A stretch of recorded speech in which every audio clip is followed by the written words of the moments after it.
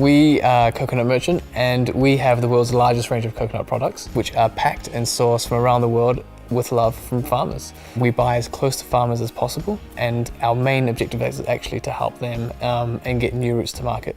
So when we first started the company, we needed to find a way of getting in front of customers. And the usual approach is to go to supermarkets, but with us, we thought we'd take a more conventional approach.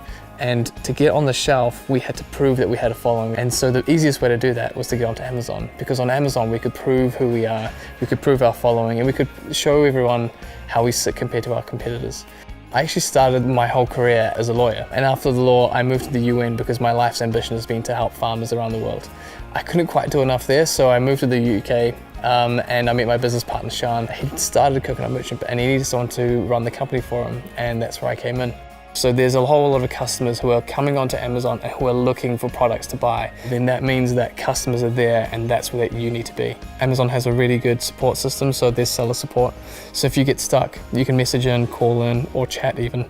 But without that kind of little bit of support, we couldn't go from me fulfilling the orders 300 here a day to sending it to Amazon and fulfilling 1,000 orders a day.